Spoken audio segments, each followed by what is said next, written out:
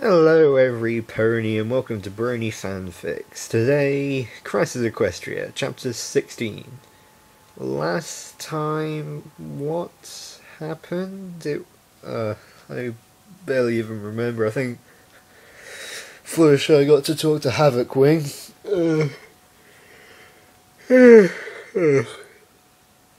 And stuff happened. But anyway, enough about that. Let's get to move on. So, Crisis Equestria, Chapter 16, Inferiority. I'm telling you, Sparkle, this fork is the better choice. It's much faster, TikTok argued as she pointed along the left side of a path that split the trail. And I'm telling you I disagree, Applejack insisted, pointing at the right side. Your path has too many dips and turns and cliffs in it. It'll just slow us down. This way is a little longer, but it's smooth and level. No climbing or nothing. So it's the faster one. We have equipment for climbing. Fancy that. We thought of something ahead of time. TikTok huffed. I insist we take the shorter route, Sparkle. And I insist we take the easier one, Twilight. Applejack stared. Oh, know-it-all here don't know squat. TikTok sneered. Oh, insults now, is it? Look here, you country bumpkin. You wanna run there by me again? Applejack glared. Oh dear, here we go again, Twilight groaned. This is the 5th time today, you two. I understand there's differences in opinion here, but can you at least be a little less hostile about it? If I may, Curacao suggested. The route TikTok is suggesting is faster, oui. Applejack looked dumbfounded. TikTok did not try to hide an ecstatic smirk. But, Curacao continued, it is only faster by maybe half an hour. Not a very good shortcut, oui. TikTok's smug smile melted away instantly while Applejack's returned, wider than ever. I'm inclined to agree, Twilight nodded. I know we're on a tight schedule, TikTok, but come on, 30 minutes? We're making great time as it is. I don't mind if we take an easier route, even if it's just a tad longer. And I don't think any pony else minds either. Fluttershy most of all. TikTok sighed. Fine, have it your way. Twilight nodded and led every pony down the right side of the cliff. Applejack and Curacao just to her front with the map between them, carried along by Twilight's magic. TikTok took a moment to sit herself down on the ground as the others passed her by, taking a kerchief from her sweater vest pocket and wiping her brow for no reason other than chasing away nerves. She begrudgingly had to agree that the new navigation team of Applejack and Curacao was nothing if not efficient. Their route were faster than hers by a fair margin in too many areas, and in places where her route was the faster one, it wasn't by enough to make it worthwhile when theirs was also easier. Combined with Twilight's greater insistence on proving her magic capable of handling this new world, as much due to Starlight's prodding from her own concerns, it was clear that their rate of progress had increased exponentially since they'd stopped relying on TikTok. The weight of her own advice seemed to drop at every opportunity. She replaced her kerchief and took out a tiny golden pocket watch, eyeing it with sullen disappointment. I seem to be losing my touch, she said to the watch. With a dejected shake of her head and a sigh, she scrubbed off a bit of dirt that had collected since she'd gotten it. Pooter had taken awful good care of it, and she regretted that she could not claim the same. I bet if you had been the one with the assignment, they'd be home by now. Damn it all. What would you have done? What should I do? She didn't expect a reply, and didn't get one either. With another sigh, she tucked it back into her pocket, and cantered off to catch up to the trailing figures of Fluttershy, Lockwood, and Havocwing. Who will bring up the rear? Ugh. Another day had passed into the early evening, and On the night of the third day, the party arrived at the entrance to the large cave system that ran through Goldridge Pass Mountains. The massive opening stood several dozen ponies wide, dark and foreboding to any pony that didn't know the extent of the depths within. The caverns of Goldridge stretched far through the mountains proper, conveniently positioned such that passing through would save a travelling pony, or a group, as the case may be, several hours of time through the mountains into the eastern wasteland. They'd be through the mountains by morning of the fourth day, well ahead of the schedule, and then they could rest up and be ready to move through the eastern wasteland proper. It looks dark, Twilight nodded. Well, luckily we have plenty of unicorn magic to go around and light the way, right? I do hope so. It isn't too filthy down there. Rarity shuddered. I would be most displeased if I managed to make it all this way without tarnishing my gorgeously fixed dress, only to get it dirty in some cave. She preened her dress ever so slightly in appreciation for its being there. She had to admit, Peter knew his way around the sewing machine. She knew she could have done a better job herself, but there'd been more important matters to attend to, and it certainly wasn't bad in any sense of the word. It was still almost gleamed a silky white with the little pink lacy frills she'd lavished onto it, and the seam work on it now was done well enough that it no longer appeared as cobbled together as she'd been forced to do earlier. She'd rather hoped the others would have kept their outfits as well. She wanted to see how they looked when properly touched up and not hastily thrown together. Do we really have to go this way? Rainbow huffed. I'm getting tired of taking routes that keep me grounded. Isn't there a route that goes, over the mountains instead of under them? This is almost the fastest way through, according to the map, Applejack stated clearly as she prodded the same map with a hoof. And it's the easiest. Easy for you, maybe, Rainbow groaned. It ain't easy for us Pegasi, ain't that right, Grayscale? Eh? Grayscale shrugged. See, she doesn't like it either. Well, forgive us ground pounders for we wanted to take an easier way through, Applejack rolled her eyes. Not all of us can fly, so it ain't our fault we gotta do this. Though the way you're talking, you make it sound like it is our fault. Pfft, whatever, Rainbow snorted. No need to go defensive about it. Defensive?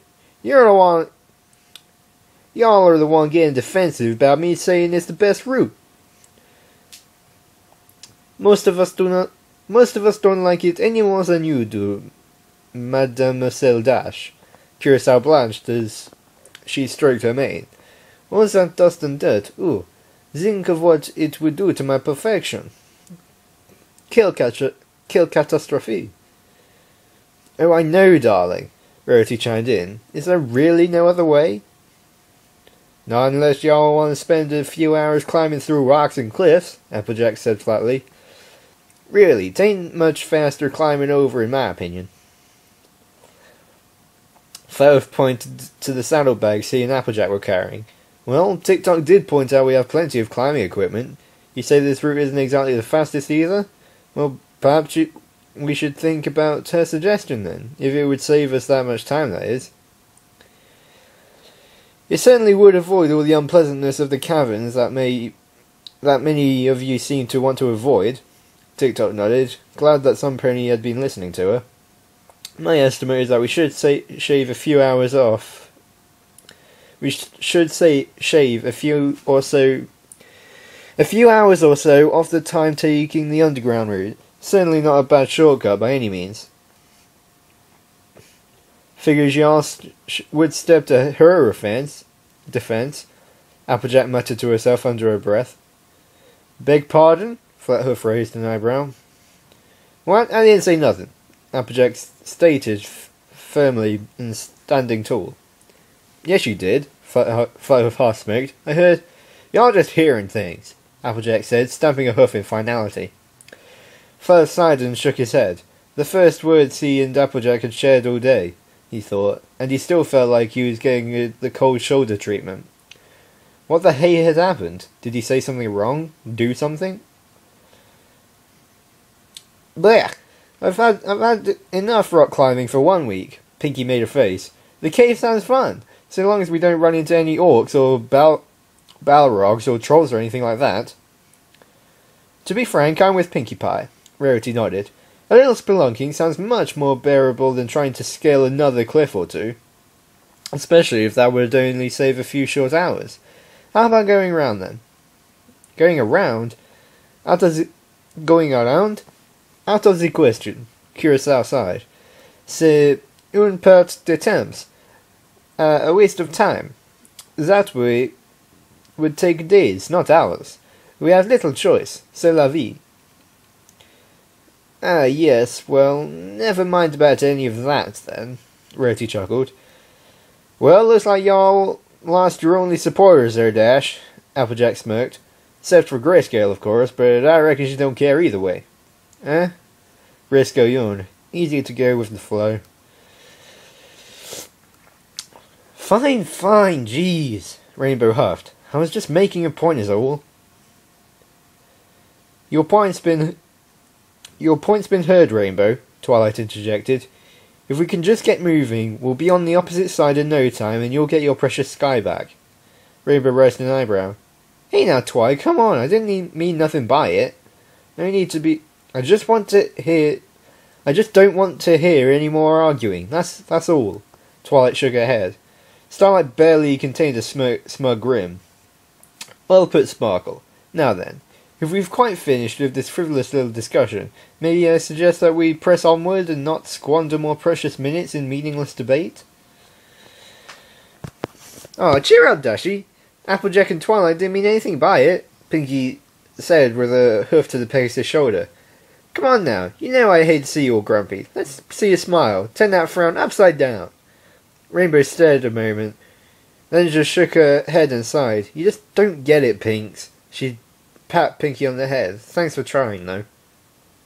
I'm with Rainbow. Fluttershy peeped much too late in the argument, but only because it looks dark. Not that I'm going to argue against it. I just agree with her. I want to go through faster too, you know. By now, at some insistence from Havocwing and TikTok, but amidst protest from Rarity, Fluttershy had started walking again. She was still a little wobbly, but Lockwood and Havocwing both helped to keep her balance when she needed it. While Rarity still insisted the poor dear be allowed to rest in the cot harness, Fluttershy seemed less than keen on that idea and actually rather liked feeling that she was helping progress of her own recovery. As Havocwing put it, if she let her friends do all the work and just laid there begging for help, then she wouldn't get very far on her own if it ever came to it. Lesson 19, she'd said. If all you do is lay in bed, you may as well be better off dead. They had all still insisted she keep warm, so now Lockwood's jacket was pretty much her jacket, though wearing it compared to sleeping in it made her realise it was a little too big. The sleeves had to be rolled up after she'd tripped on them one too many.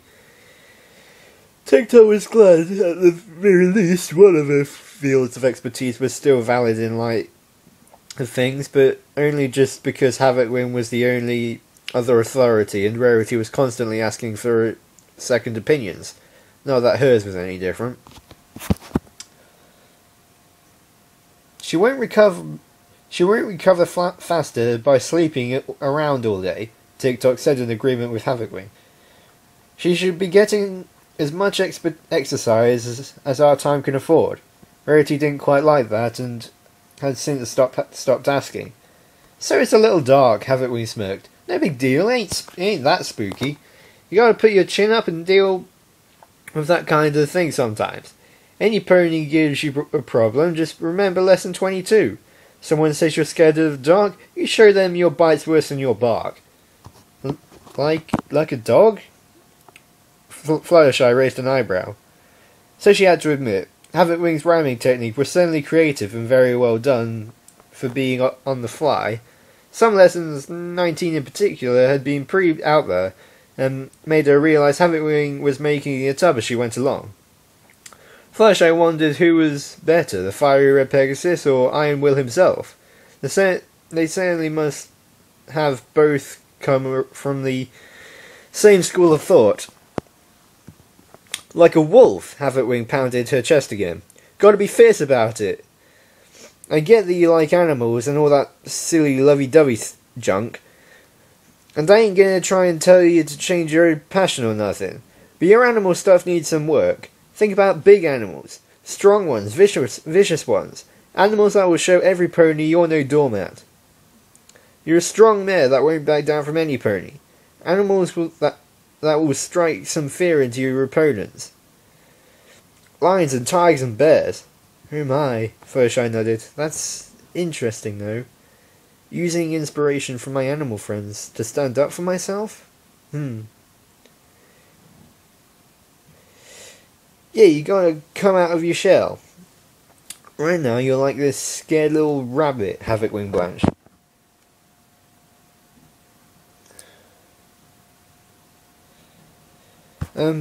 But rabbits don't have shells. Fluttershy nodded. That would make me more like a turtle or a tortoise. Oh, I used to have a pet tortoise, but Rainbow adopted him. He's a tough cookie. Maybe I should act more like him. Havocwing stared at her in disbelief, but she shook her head and continued. Okay. Tortoise is fine too. Anyway, if you want to be able to handle yourself, you've got to go in fierce. Well, to me, animals aren't fierce or vicious or anything like that at all. Fluttershy nodded, though I noticed that other ponies don't quite share that opinion with me, so to show I'm more independent, I have to show them I can be as strong as a lion. That's it, you got it. Havocwing nodded. As fierce as a tiger. And as tough as a bear?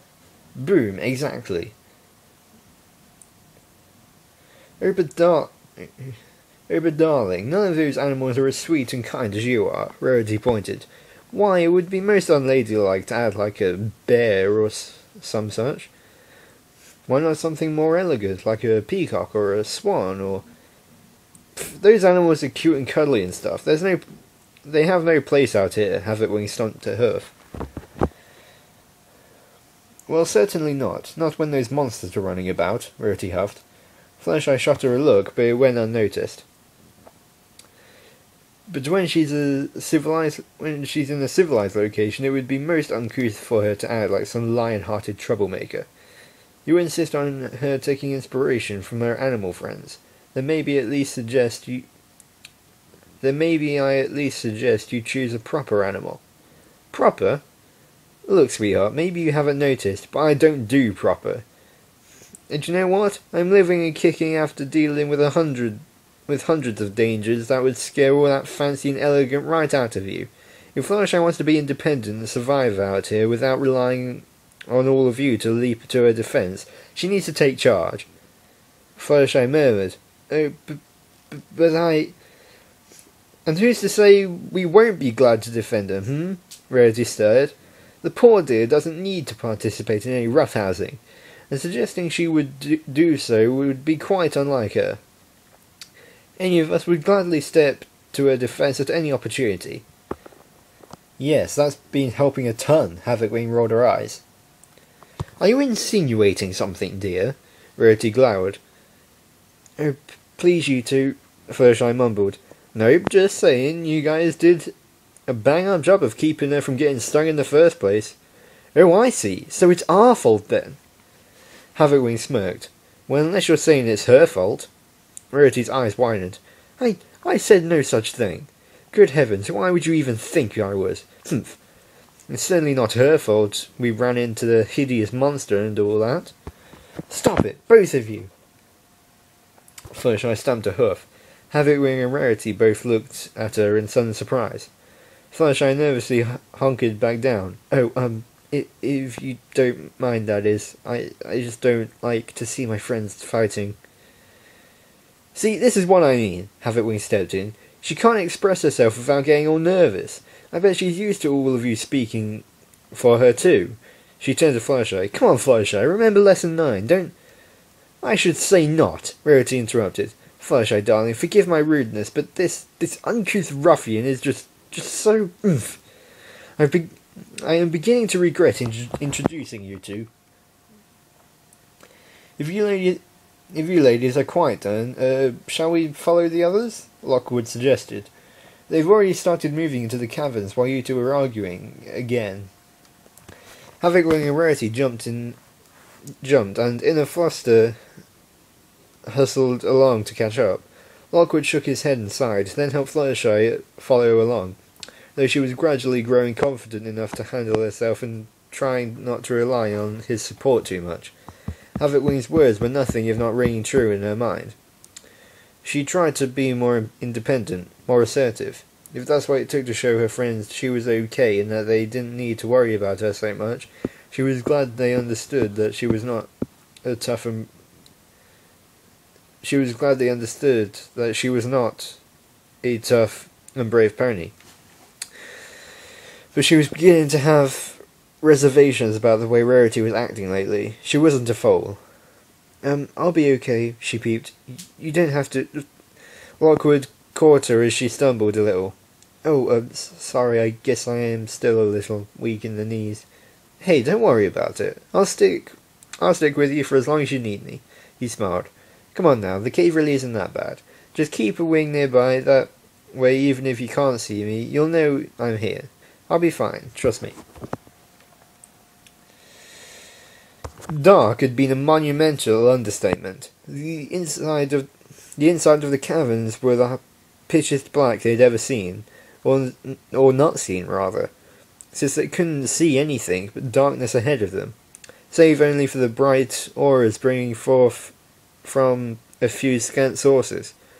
Twilight in the lead shone her light forward like a flashlight, letting her and Applejack and Curacao, who kept at Twilight's side, see ahead into the cavern. TikTok was just behind them, illuminating their immediate surroundings so they could read the map and navigate them through the twists and turns so that they didn't end up in a dead end. Insipid kept her light as focused in on one location as she could, helping Applejack and Curacao a great deal in seeing the map even more clearly than it had been TikTok alone. Of course, Insipid wasn't trying to help any pony but herself, and was doing it entirely so that she could still see Curacao, even in all the darkness. Starlight elected not to utilise much magic on her own part and followed closely behind Rainbow Dash and Grayscale, who were behind Pinkie Pie and Velvet. It was a matter of great confusion to some of those in Twilight's party that she hadn't been using a single ounce of her magic since they'd met her, but she still continued to assert that she didn't need to. Her subordinates could handle things just fine, and if she needed to use any magic she would. Havitwing brought up the rear, her hooves all aglow with fire that kept most of the group near her in the light. Occasionally her flames flickered and sizzled when they hit the floor. The cave wasn't just dark, it was damp too. I reckon this is where Pewter gets all his water, Applejack muttered as she stepped in another puddle.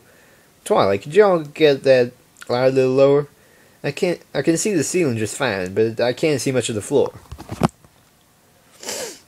What's the matter? Since when did you care about getting a little wet? Yeah. Rainbow snickered from behind her. I don't, Applejack turned. But I reckon it would do us all a lick of good if I... But I reckon it wouldn't do us a lick of good if I fell into a puddle or something and got the map all wet. Twilight redirected the light as asked, twisting it like a spotlight until it came to the right position.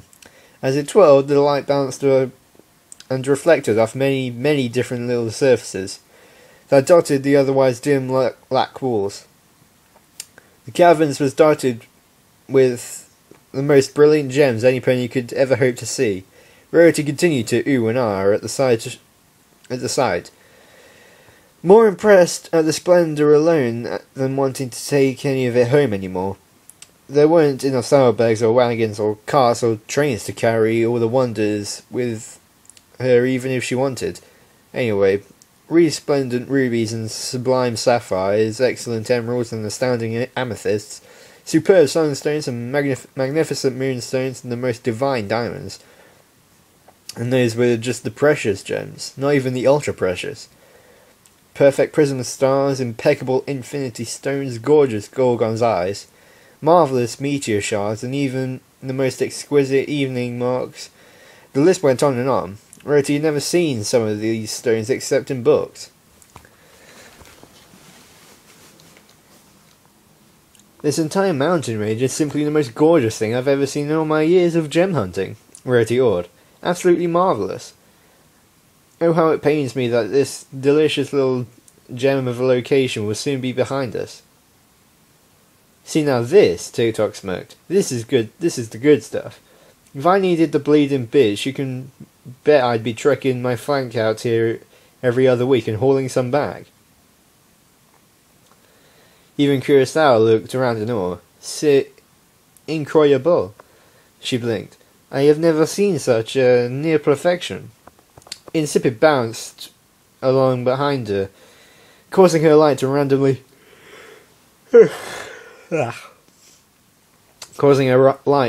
flicker around and reflect off more gems. Oh, Curie, you are so totally right. These gems are junk, art and junk are like so pretty. But totally not like you. You're still totally most marvelous fresh. The group continued onward into the darkness, and minutes tuned on and on and on, and turned into hours. A couple of hours in, roughly halfway through the entirety of the cave system, Starlight's attention was suddenly drawn away by a voice in the darkness. Boss? Hey boss, I need to talk to you. Starlight maintained a stoic look, not at all bothered by the fact that the source of the voice was walking perfectly normally several paces ahead and yet spoke directly into her ear. While certainly no pony could see her face clearly anyway, even if they wanted to. She was nothing if not adamant to sticking to secrecy. Red Velvet, I assume you have an adequate explanation for troubling me? She spoke with her mind. It was a very subtle spell that she'd devised entirely herself, using so little magic that it couldn't be detected whatsoever, but required a great deal of focus. Its only limiting factor was that it was constrained to only 6 ponies, her 5 subordinates, and her father. Boss, please, you gotta let me do something. Velvet's voice pleaded. I can't take it. Pinky's driving me up the wall. She's just too happy. I think it's starting to have some sort of weird effect on me, too. I've been feeling really weak the past day or so, boss. You gotta help. I don't like this. I'm not concerned with your excuses. If that pathetic pink putz is proving a problem, perhaps... Please, boss. Oh, for God's sake. Damn scrolling. Please, boss. Please? I can't take it, boss. I'm worried. I haven't eaten anything but stupid sugar treats and a bunch of those crummy rations you all put up with. And I haven't been able to scare any pony in days. I'm running out of juice here, boss. You gotta let me trade with Havoc. You just gotta. I do not gotta do any such thing. Havoc Wing is making abundant progress with her quarry, much unlike yourself. Frankly, Velvet, I'm finding my patience running very thin. Thinner still every time I have to listen to one of your little whining fits. Father has had nothing but praise for you, and yet here you are failing to live up to his expectations by a significant margin. I am disappointed in you, and I assure you he will be disappointed as well when I inform him of this. Boss, no, don't tell Daddy. Please, don't tell Daddy. Velvet's voice panicked. If you don't want me to alert Father to your failure, then you better improve your situation immediately. Father doesn't tolerate failure, and neither do I. But boss, Enough. Starlight abruptly cut off the conversation. Enough. Velvet had certainly had enough, alright. For days she hadn't eaten anything with any sustenance, and she was beginning to feel sick because of it. She hadn't really scared any pony either. Havoc was slowly growing less and less jumpy around her, inspired by her own successes and Velvet's failing. This lack of fear around her was making her feel weaker and weaker by the second. She hated to admit it, but she was terrified that no pony around her was scared of anything anymore. Starlight didn't seem to see it. To see that all the help they'd given to getting their prey back on track and all the advice they were giving them was having an adverse effect that made her job much harder. They were all brimming with confidence and resolve. She needed to scare some pony, any pony. Velvet strengthened her own resolve. Horse apple as to what the boss says, she thought. She wouldn't actually trade with Havocwing. Fine. But maybe if she got a little taste of fear, real fear, she'd regain her strength enough to keep at it with that bothersome party pony. Fluttershy may have gained a great deal of confidence in the past day or so due to Havocwing's guidance, but she was nowhere near capable of handling a good taste of red velvet. She disappeared into the shadows of the cavern. Fluttershy huddled close in to Lockwood as the party walked through the darkness. Not really for the support as far as keeping steady, but because she desperately wanted to have physical contact with another pony out of fear that the darkness would swallow her up. Even with the red Pegasus right behind, with her hooves lit with fire, she could barely see Havocwing. She could only make out Rarity's white coat directly ahead of the light of her horn. It seemed that the deeper they went, the darker it got, and it seemed to be getting colder too. Much colder, in fact. The only comfort she felt was that at least Lockwood's jacket was exceedingly warm, but she could feel him shivering next to her, and it made her feel very concerned. All of a sudden, Rarity's light flickered out. Fluttershy could not resist the urge to immediately begin to panic and desperately look for her friend in the darkness, but a comforting wing from Lockwood kept her mostly calm enough just to fall into a shaking fit instead. Good heavens, all the times to have a short, Rarity muttered. Well, Fluttershy thought at least. At least I can still hear. Aye! Oh no. Rarity? Lockwood blurted. He stepped forward as if to look for her. Hang on to me, Fluttershy. Rarity can't have gone anywhere. Rarity! Fluttershy weakly nodded and tried to cling to his side, but found that she couldn't move. She started to lose grip of his wing. To her horror, the second she lost her hold, Lockwood was swallowed up in the darkness, much the same as Rarity had been. Only the dim glow of Havocwing's fire gave her company now. She whimpered quietly to herself and started to scoot closer to the other Pegasus. This better not be what I think it is, Havocwing muttered as her hood's fire began to flicker and die. Fluttershy, just hang on to it, and darkness swallowed her up. Havocwing? Fluttershy peeped. She grasped the air. No! She felt something touch her side. Her first instinct was to jump, but she thought, no. Knew it was one of her friends come to save her from the encroaching darkness. It had to be. She turned to see who it was come to her rescue. Instead of a friendly face, she beheld a vision of unfathomable horror, unlike anything she had ever seen. It was so terrifying, so dreadful, so beyond scary that if asked, Fluttershy would be unable to even begin to describe it for the fear of reliving the entire event. Not that she could even hope to describe it to begin with. All she could see in front of her was a horrible field of black and red and pink mashed together in the form of pure unadulterated fear. Boo. And she began to squeal in terror, shutting her wings instantly close and fumbling to the floor.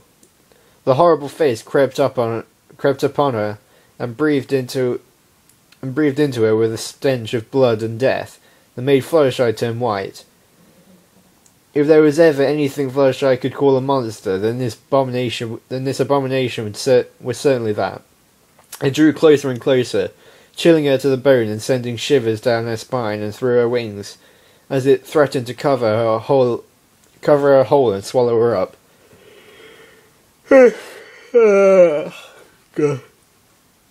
She screamed as loud as she could. desperate for some pony, any pony to save her. What is going on back there? Twilight called from the front, channeling more magic into her horn. The entire cavern suddenly shined and all the bright colours of the rainbow, and every pony present could see Fluttershy huddled in a frightened heap, mere feet away from Lockwood, Rarity, Havocwing, and Red Velvet, whose wide-fanged grin clued in every pony to exactly what happened.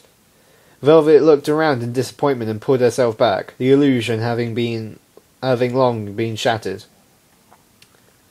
Damn it, Red, what the fucking hell is wrong with you? Havocwing spat, putting so much bile and fire into her words that they threatened to ignite the air. Oh, that was the most dreadful little prank, Miss Velvet, Rarity shuddered. How in Equestria did you even do that? Fluttershy, are you alright? Lockwood said softly as he bowed in close to her. She shied away instinctively. He turned to Velvet with a frown. Good heavens, you frightened the poor girl. That wasn't very funny at all. Velvet ignored all the anger and lecturing and all-around annoyance coming her way, a supremely pleased expression on her face. She licked her lips in appreciation for the massive influx of fear that flooded her body. Ah, I needed that. She breathed with a pleasured sigh. Pinkie Pie popped in very suddenly. Hey, that wasn't very nice. I'm all for a good prank and all, and me and Dashy do it all the time. But we know better than pranking Fluttershy. She's sensitive, you know. Yeah, you idiot, Havocwing joined in. What were you thinking, huh? The boss told you... I don't care, Fluttershy shrugged. Hey, I wouldn't have to do this if this... Hey, I wouldn't have to do this if Pinkie would just once get scared of all my pranks. I can't go that long without a good scare. And you... She prodded Havocwing in the nose. You don't get scared at all anymore. You used to be my private little power source. When did you grow a spine, huh? Huh? Oh, if I could just break that spine, all my troubles would go away. Have you been trying to scare me? Oh, have you been trying to scare me? Pinkie chuckled. You're barking up the wrong tree there, sister. There's no excuse for going after Fluttershy, though.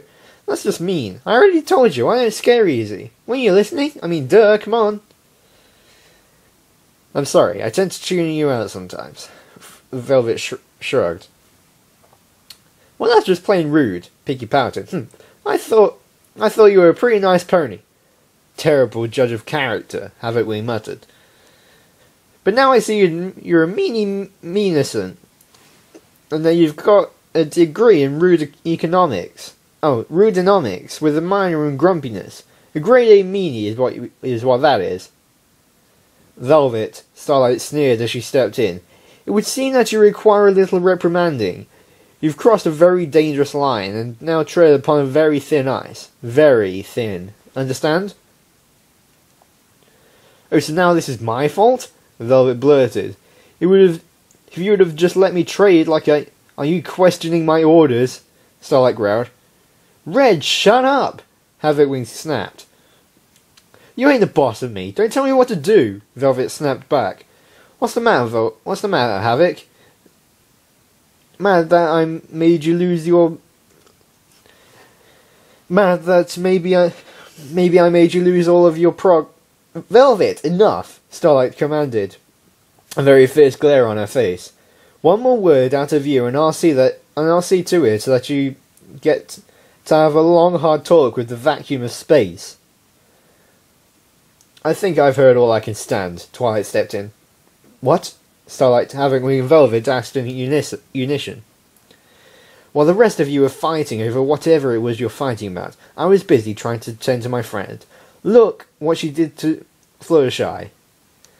Twilight pointed in the aforementioned Pegasus' direction. She was trembling on the ground, huddled up tight in Lockwood's jacket. No pony was able to get close to her to console her without her swatting them away.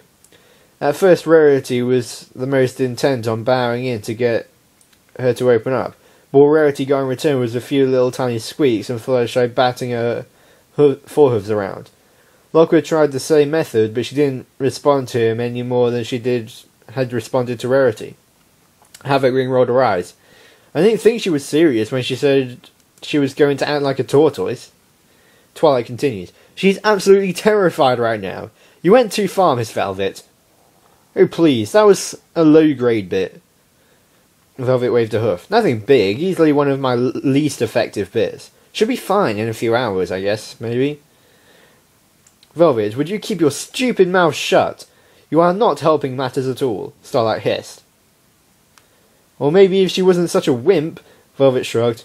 Oh, for buck's sake, Haverwing sputtered. You are such an idiot. You're making this worse, freak show. Will you all ease up on the fighting over there? Lockwood pleaded. None of you are making this any better. He elected a new method to reach out to the shuddering Pegasus, lowering himself to the ground as much as he could and pleading as gently as possible. Come on, Fluttershy. I mean, this isn't going to do anything to scare you, I promise. Fluttershy poked her head out of the collar of the jacket just a tiny little bit. Well, Lockwood sighed to himself, it's a start. I apologise, Starlight, Twilight nodded, but I don't think Fluttershy would feel very comfortable around Miss Velvet anymore. I think it would be in her best interests if we part ways. Avery Pony remained in total silence for a few moments. What? Starlight blinked at last. It wasn't so much a question as a statement. I'm sorry. I know the rest of us like you all, but I don't want to place a burden on her. She's gone through enough this week, and I'd rather not force any more worry on her than she can stand. It was one time, Velvet blurted. Her own group all looked at her with sincere anger. Really, Sparkle, there's no need for any of this, Starlight said sternly. Come on, girls, Twilight tilted her head. We're leaving. Lockwood, do you think Fluttershy is okay to move again? Rarity looked rather appalled that the question had not been posed to her, but couldn't object openly since the stallion was making progress where she had not, much to her consternation. Fluttershy had pulled herself out of the jacket somewhat more than before, and meekly nodded in response herself, causing Lockwood to smile a bit. Oh, what? Rainbow protested. Really? But... Come on, Dash. You heard Twilight, Applejack said. Y'all don't want to make things hard on Fluttershy, do you? Well, no, but... Oh, horse apples, Rainbow sighed. See you later, Grey, I guess. She knew she most likely wouldn't, but the thought that maybe she would brought her some degree of hope. She liked the other Pegasus and hated to lose a new friend so quickly. It wasn't fair. Grayscale stayed silent for a moment, then nodded very simply. Still so cool, Rainbow thought. What a waste. Oh, come on, guys, Insipid pleaded. I, totally don't want you guys to leave. I mean, who's gonna help me with my hair and junk? Curacao put a hoof to Insipid's mouth. It might be best if you were being quiet, ma compine. She called out to the others. This does not need to end this way. We reconsider, s'il vous plaît? Applejack turned and frowned. Sorry about this, Curacao, but Twilight's right. Applejack sighed and turned away. She didn't have the heart to say what she really felt about the whole thing. As Twilight's group turned and headed toward the exit again, Haverwing leaned in close to Starlight. Boss, we can't just let them leave. Curacao added, Ma capitaine. There is little time. You have to do something. Papa would not be pleased. Dépêche-vous. Dépêchez-vous. Don't rush me, I'm thinking, Starlight hissed. She remained silent for a few moments of thought, then quickly stepped forward and called out, Sparkle, wait! Twilight turned. Yes? Look, I apologise to my companion. She's not accustomed to long journeys like this, and has acquired some sort of cabin fever, if you will. She can't help herself, and I believe her inability to prank your friend Pinky... She said scare, Twilight pointed. Some pranks might elicit that sort of reaction, yes, Starlight defended, but Pinky just did not provide the same reaction my dear Velvet is used to. She was desperate, you understand. I should have taken better precautions. This is my fault, if anything. I didn't foresee her having a little outburst like that. Twilight nodded. I know what it's like to be cooped up without anything you enjoy, but that's no excuse, she overstepped. I know it was all in good fun.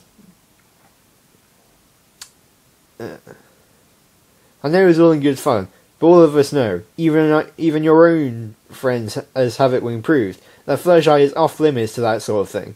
Regardless of her current state of health, I'm sorry, but I don't want to have another worrying thought on my plate, along with the rest of our troubles. It would be my problem to worry about, not yours, Starlight insisted. I will keep her on a shorter leash, a much shorter leash, she added, glaring back at Velvet. Velvet owes you an apology, besides, and I must impress upon you that you will require our assistance in trekking through the remainder of the wasteland. See if you could just put this terrible little misunderstanding behind us, I assure you it won't happen again.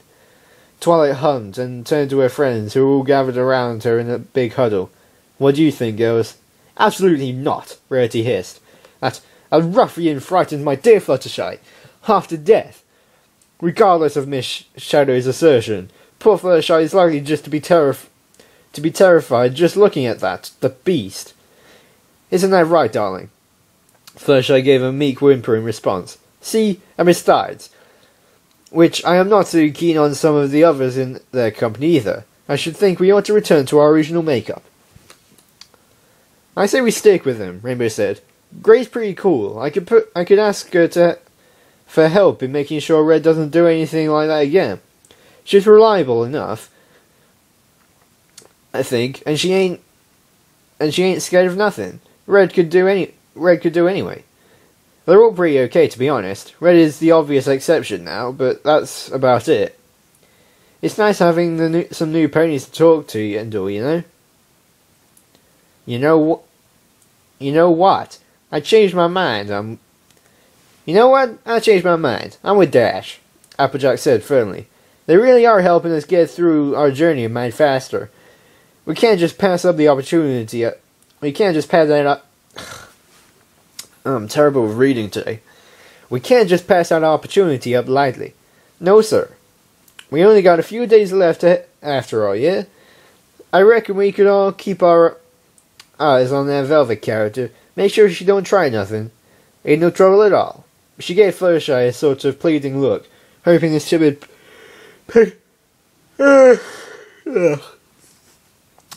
timid Pegasus could trust her friends to handle this. Well, Pinky tapped her hoof to her chin. I suppose I can forgive and forget, even if I don't like it the teeniest tiniest little bit. Because hey, that's what I do. I can't just stay mad at any pony, even if they are big old meanie pants. And you know what? AJ's right. I'll keep my watchful eye on Fluttershy, no problem. I'll be on her like personal watchdog. You'll be safe with your Auntie Pinkie Pie, Fluttershy. You'll see. Fluttershy narrowed her eyes and peeped. I'm still a year... Yeah, older than me, and I still don't know what that has to do with anything. Pinkie shrugged. In my opinion, I say we move along on our own, like Rarity said. Get back a little sense of normalcy. TikTok stated. Besides, which I disagree with the sentiment that we need their help anyway, Applejack's been a good study of using the map. And I can fill in the blanks if need be. Twilight, you have more than enough power to handle anything out there. You just need to be more aggressive with it. To be honest, the Eastern Wasteland isn't as bad as they all say it is. Just the gargantuan hunting grounds are a bit wider and harder to avoid. I know all of that doesn't mean much coming from me anymore, but you asked, so there it is anyway. Flower remained relatively silent, until prodded by TikTok. Applejack shot her an angry look that she didn't quite notice. I really have to say that I think we should consider going along with them as long as they're willing to let us. I'm not entirely confident in the supposed safety of the Eastern Wasteland. If they're worse in the Western End, then I don't see how we can expect to have much luck. It's not like we've been faring too well on this journey by ourselves, and even I can admit these few travelling companions have been quite helpful. I'm with Rarity, Lockwood nodded. Fluttershy's been recovering so well, and I'd hate to see all that become undone because of the actions of some pony else. I understand your reasons for wanting to stay with them, but TikTok has a point. We have learnt enough from them that we shouldn't have trouble getting through the rest of our journey with or without their direct influence. Though to be honest, personally I think this is all meaningless, he added. We should be asking Fluttershy what she wants, seeing as the whole reason this situation cropped up is due to Twilight wishing the best for her, is it not? Well said, my dear Lockwood, Rarity nodded. Fluttershy, darling, what do you want to keep travelling with this terrible little hooligan and her roughhousing companions, or would you rather be safe and sound travelling with your dear friends? Mind easing up on the sugarcoating there, Rarity? Rainbow rolled her eyes. You're not exactly playing fair. Come on, Fluttershy. You don't want to split us all apart, do you? These guys will keep us safe and get us home that much faster. You want to get back to Angel, don't you? Now who's sugarcoating it? Rarity snorted. Fluttershy muttered, well, I really don't want to travel with that mare anymore. Aw, come on, Sugar Cube, Applejack pleaded. Please? We could really use their help. We'll keep you safe from that old Velvet, no sweat. Oh, I'm sure you could, but... Goodness, Applejack, the poor dear was frightened out of her wits, Rarity huffed. Whether you could keep an eye on her or not is irrelevant. She wouldn't want to, so I should think that is that then. Fluttershy frowned. Be assertive, she thought. Lesson 9. Don't sit on the shelf. Speak for yourself. I can answer just fine for myself, Rarity. Rarity flustered for a second, but maintained her composure. Oh, absolutely, darling, but... Just drop it, Rarity, Applejack snorted. Fluttershy said her piece, and that's that. She don't need y'all harping in on it. Come on, Twilight, Rainbow said. Don't leave us hanging. You got your opinion from every pony. Now go back and tell them you changed your mind. Twilight hummed in thought again, then stepped forward towards Starlight. I've considered what my friends have said about it, and I must apologize. What? Rainbow blurted. Hey, come on! No sense in arguing it, Dash, Applejack sighed. Majority rules, and we lost. Sorry, Fluttershy sniffed. Please don't be bad. I didn't mean to make you upset, girls, but... Applejack smiled. Oh, shucks, it ain't your fault, Sugar Cube. Don't sweat it none. Rainbow snorted. Yeah, you're not the one who made the final call. Twilight ignored Rainbow's attitude and continued. I really am sorry, Starlight. Rainbow, Dash, and Applejack are right. I did enjoy the company of your group, but I think we just have a difference of opinion on the matter of whether Fluttershy is going to be okay around your loose cannon there. I really care about Fluttershy's well-being, and if being around Miss Velvet is going to have an adverse effect on her, I'd like very much to avoid that possibility altogether. I don't want to think about all my friends playing watchdog because of some pony in our travelling party, if you catch my drift. You're serious, Starlight frowned. Even with the myriad of dangers ahead of you, you'd risk those over allowing me to handle maintaining a check upon Red Velvet. You choose the risk of danger over the guarantee of my control over my subordinate. I know it sounds silly, but I'll be honest. Your advice lately has been most invigorating for me. Twilight smiled. I'm a lot more confident that my magic and leadership can get us through any problem. Besides, your group isn't actually going to Hoots Point after all, right? You mentioned only taking as far as the coast itself, not all the way to our destination. I don't want to impose upon you, or if I feel it's also putting a burden on one of our own. Havoc muttered low to Starlight. Looks like that one backfired on you, boss. Starlight shot Havocwing a brief glare. I regret that it had to reach this miserable point then, Starlight sighed. As do I. We'll be taking our leave. It would be best if you all head back to your original route, wherever that was taking you. Thanks again for everything. Twilight's group turned and headed back to the caverns ahead. Rainbow Dash gave a rather longing look back towards Grayscale and the others before sighing and joining up, alongside her friends. Fluttershy was hesitant to keep walking, but Lockwood and Rarity each held her up as best as they could. The cavern ahead shone bright with the light from Twilight's horn as she led the way. Havocwing flustered again in Starlight's ear. Come on, boss. If we don't do something soon, Dad's gonna be pissed. We've got to take things into our own hands. Buck the nice guy act. Starlight watched the other party begin to leave with regret and disdain. She sighed and nodded firmly to those behind her. You have a valid point, Habitwing, Grayscale. And then pointed to the cabin's passage in front of Twilight. It would seem we have to take drastic measures. With pleasure, boss, Grayscale nodded with an eager grin. Of course, Habitwing yawned. The pair of them took wing and flew quickly to get in front of Twilight's group, causing them all to stop rather suddenly. Oh, God. Twilight frowned and turned to Starlight. Starlight, I've made my decision and... My dear Twilight Sparkle, Starlight sighed. I urge you to reconsider. I assure you, Velvet will not provide any difficulty for me to control. I truly wish to continue travelling with you all. Twilight sighed. Starlight, really?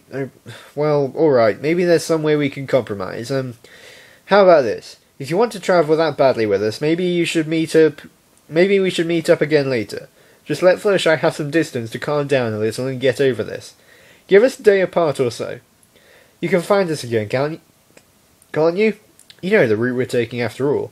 And I have no doubts that your team will probably could make better time than we can. That doesn't sound too bad, boss. Habitwing nodded hopefully. Starlight's fierce glare caused Habitwing to flinch back a little bit. Maybe not, my mistake. Or maybe we could split up.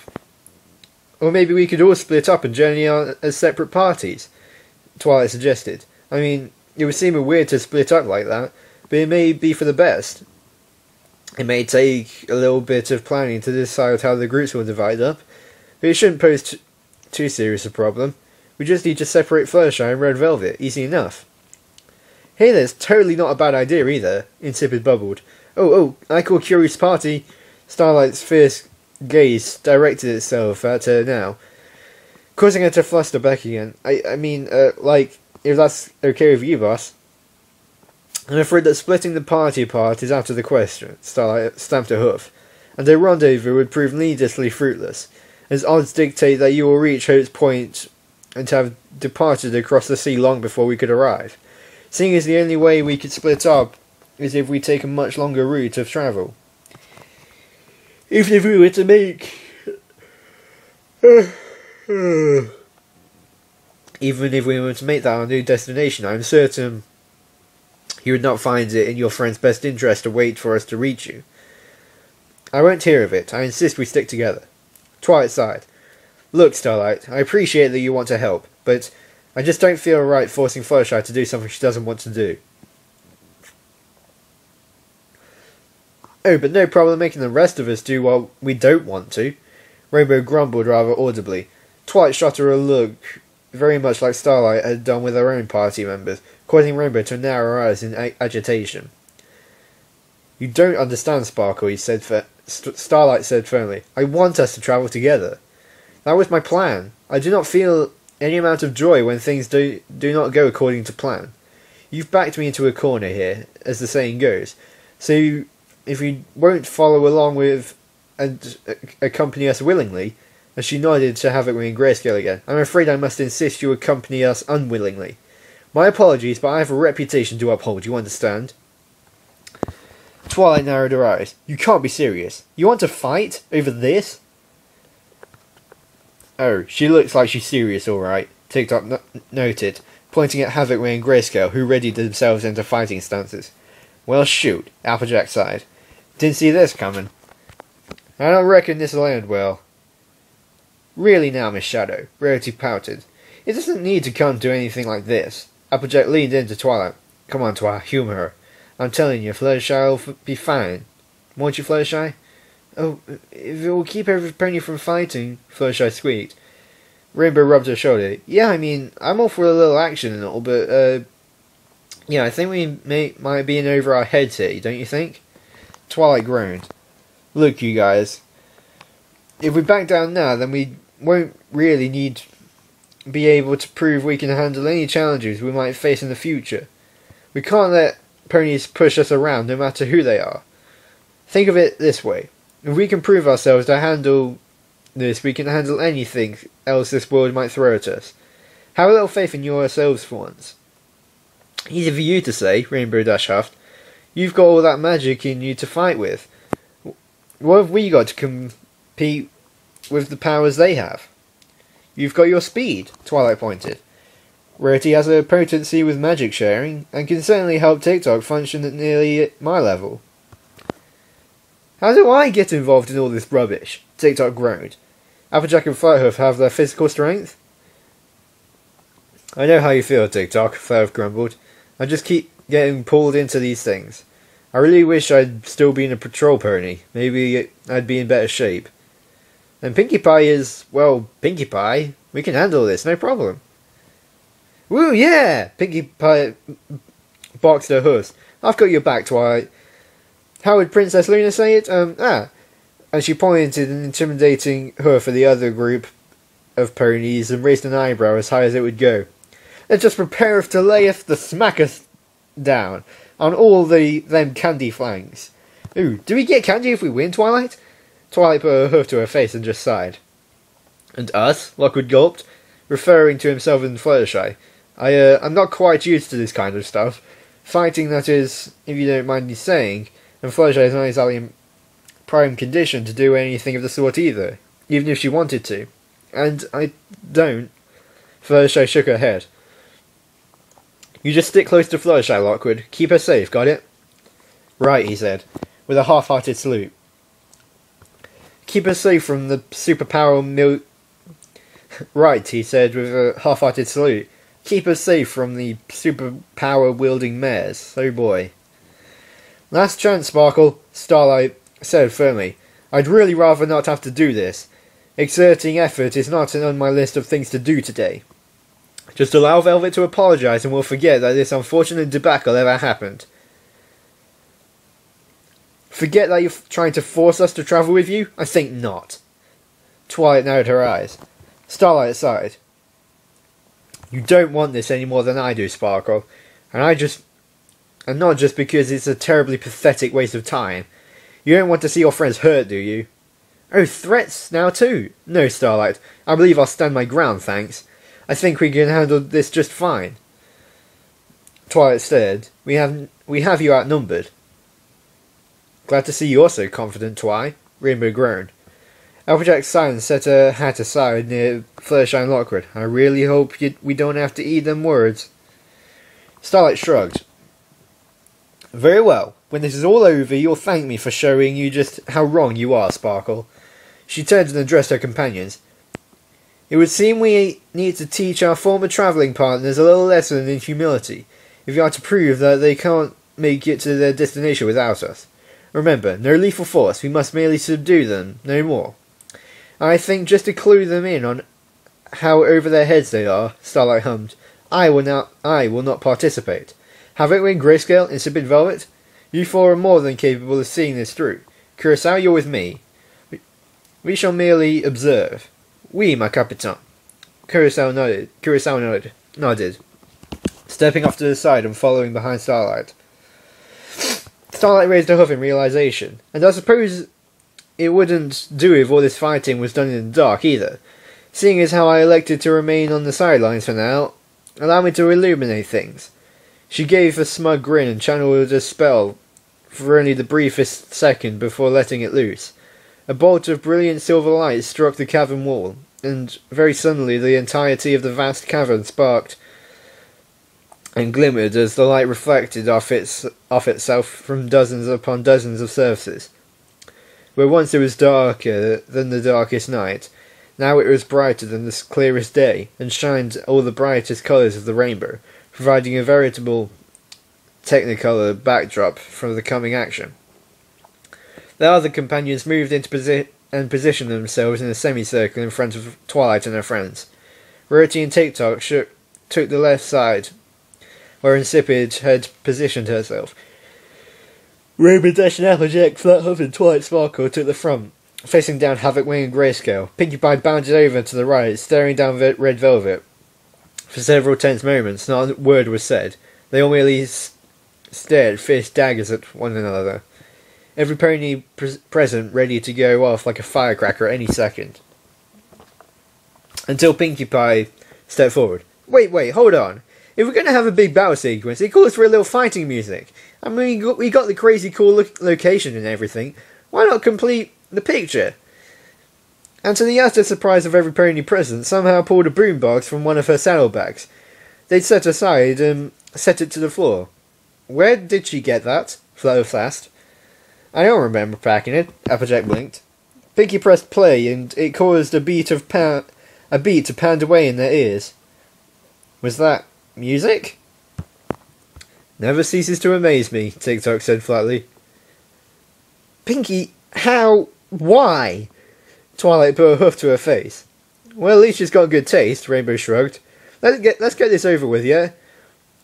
She was the first to step forward and spoke directly to Grayscale. Come on, Grey, don't make me do this.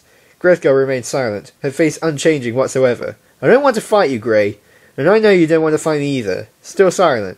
Come on, say something. Grayscale shuffled a bit, and she muttered, something, whatever.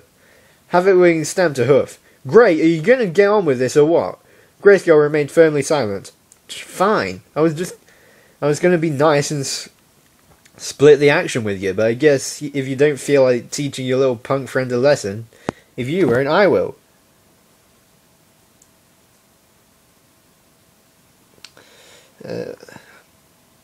Havitwing bolstered forward and charged at Rainbow Dash.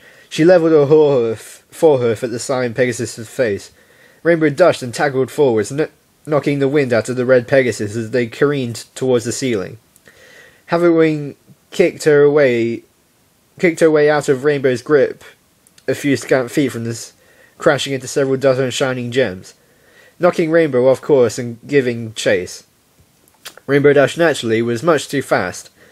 Havitwing left trailing behind, beating her wings as hard as she could to chase Rainbow in great arcs around the cavern ceiling. Fight me like a mare, you stupid... Rainbow Dash had screeched to a sudden halt and looped around in an instant, 180, tackling Havitwing hard and tossing her the short distance into the ceiling, where the red Pegasus struck hard and faltered towards the floor a bit. Careful what you wish for, Dragon Breath! Rainbow chuckled as she took off again. Get back here, Rainbow Crash! Havitwing blurted. Geez, that insult's getting old. Can't any pony think of anything better to work with? Rainbow chuckled. She charged up a tiny fireball and flung it just past Rainbow Dash's head. Dash looked behind her in surprise. Whoa now! Thought your boss had no lethal tactics. Oh, these? Havitwing chortled. Too small to kill, but they hurt like hell. She started firing off fireballs as fast as her hooves would let her, causing Rainbow Dash to loop and dodge and roll as fast as she could to avoid the sudden mass of exploding fire. Grayscale was left, facing down Applejack, Flathoof and Twilight Sparkle. Well, that's a load off my hoofs, she said simply. This is much easier. Hey, you're all in over your head, Applejack smirked as she stamped her hoof. 3 against 1 don't look like a mighty good odds. I suppose not. You might need another pony or two to come close to even. Grayscale shrugged. Orders are orders. No hard feelings. Grayscale flicked her wings as Applejack and Flathoof charged forward. They both suddenly slowed to a crawl, and behind them even Twilight suddenly felt like a great weight had pressed itself upon her shoulders, and was making it hard to breathe. Twilight charged her horn and fired a bolt of magic. Grayscale moved as little aside as necessary so that it screeched just barely past her and ricocheted off the wall behind. God damn! Flathoof swore as he tried to move. The hell kind of power is that? I thought she was just super strong or something. Grayscale smirked and flicked her wings again, causing Flathoof and Applejack to suddenly regain their footing. To their surprise, they took another bounding charge forward. They didn't stay very much close to the ground. Whoa, Nelly! Flustered as she suddenly bounced into the air, feeling like she suddenly weighed as light as a feather. Twilight smirked. Well, luckily, I don't have to move, as she fired another bolt of magic, more accurately now that she could stand. Grayscale cracked her neck and flicked her wings again, causing Applejack and Flathoof to very suddenly crash to the floor, and for Twilight to grimace as the same familiar weight pressed on her. She panicked. Her magic bolt was headed right for her partners. She tugged her magic as hard as she could, willing for it to careen off in a completely different direction. Man, yeah, I was right. Grayscale yawned. You guys are boring. You guys are boring like this. Applejack started to move forward, even under the crushing weight. Y'all ain't done with me yet, Featherbrain. Grayscale raised an eyebrow. You're a strong one. She flicked her right wing, only causing Applejack to slam to the floor again. But I think I'm out of your league. Applejack now slowly struggled to her feet. Whose league? She huffed, moving slowly towards the grey Pegasus. Curious, Grayscale hummed. Flicking her right wing again, Applejack crashed to the floor, but to Grayscale's continued surprise, managed to fight her way to her feet once again. Very curious. I could defeat Fire easily enough like this, and Twilight Sparkle might require extra effort, but you look like you require a different approach. Such a waste of my time. Just shut your feather-stuffed mouth, Applejack spat, and fight like a mare. Grayscale smirked. As you wish. She flickered her wings again, and Applejack felt the intense pressure lift off her. As soon as she was able, she charged forward again and leapt to tackle Grayscale, who flapped her great wings as hard as she could, gaining a great deal of altitude for only one flap. Applejack gawked. She wasn't an expert by any stretch, but she was fairly certain that a Pegasus as hefty as Grayscale couldn't have gotten that much altitude that fast, not unless she weighed as less than, say, Fluttershy. Applejack swore to herself, dang Pegasi, round cheers, all of them. Insipid had already gotten well underway by now against Rarity and TikTok. The former was helping the latter by empowering her magic, allowing TikTok to strike at Insipid's defense with a great deal of power. Her shield was rather lopsided, not at all circular or spherical, or even cubic, as most unicorn barrier spells manifested as. TikTok fired bolts of magic intended to stun, but each one struck the shield in a completely different, equally random spot, and caused it to go careening into the nearby walls. Insipid was already getting winded, spending far too much energy and focus to maintain her shield against a competent opponent. Like, hey, that is totally unfair. This is totally unfair. So unfair. Insipid complained as she leapt forward to avoid another bolt of magic from TikTok. Would you stop your bleeding whining and stand still? TikTok snapped. You're making this bloody well more difficult than it needs to be.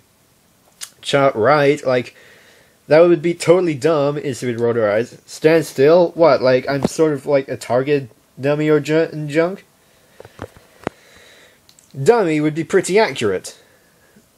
Darling, really, all this roughhousing is most unnecessary, Rarity pleaded. Just stand down with my magic. With my magic and at Miss TikTok's side, she's easily more powerful than you are. I don't want to hurt you, but I certainly can't speak for her. Another blast from TikTok struck Insipid's shield dead on and knocked the black unicorn off her feet. You guys can totally, like, bite me. The boss lady says, like, I have to, you know, subdue you and junk, so yeah, bring it on.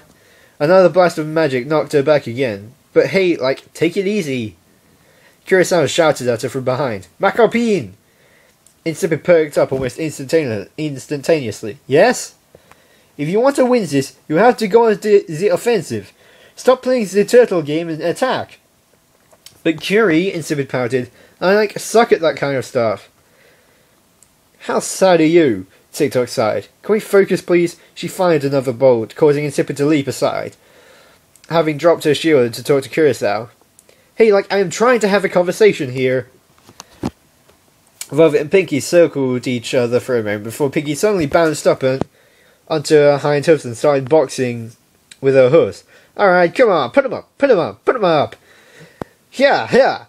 You're going down, Big Me. Hua! Round one, ready, fight! Velvet grinned wide. Oh, I'm going to enjoy this. Bring it on, airhead.